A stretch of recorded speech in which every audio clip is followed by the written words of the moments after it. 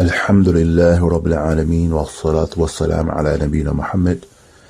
Sheikh Hamid al-Junaybi, may Allah Ta'ala preserve him, he said in his explanation of Al-Bayquniyya, the science of Mustalah Hadith, that the scholars from the Salaf, the scholars of Hadith, one of the ways that they were able to determine a narration being weak is if in the wording of the Hadith it did not match the known speech of the Messenger of Allah sallallahu alaihi wasallam.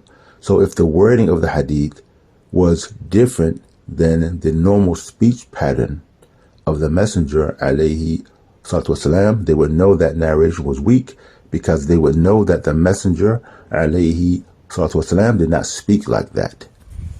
He said, and this is because they lived with the hadith. They were very familiar with him. They knew his speech pattern, how he talked. So if they heard anything that was different from that, they knew it was not authentic. Now, this can also be used with the ulama that we listen to today. If we become familiar with their speech pattern and how they teach. Several years ago, I came across a book about the subject of magic. And on the cover of this book, it said that the book was written by the noble scholar, Sheikh bin Baz, may Allah Ta'ala have mercy upon him. So I wanted to translate this book. So I opened the book and I began to translate the book. And as I was going through the book, it didn't feel like Sheikh bin Baz. It didn't match his normal writings.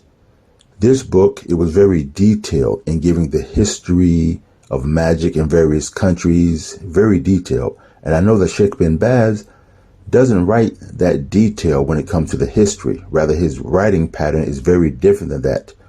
So it just didn't feel right. So I did deep research and I found out that the book was actually not by Sheikh bin Baz. It was by another author, but the copy I had, they put on the cover of the book, it was by Sheikh bin Baz. But upon research, I found that it was by another author. Now, everything in the book was, appeared to be correct according to the Aqidah, but it wasn't from Sheikh bin Baz. Also, Sheikh Hamid, may Allah Ta'ala preserve him, he said another way that the scholars would detect a weak hadith if something in the narration did not match with the known aqidah that we have. And this can also be applied to the ulama we listen to today as well.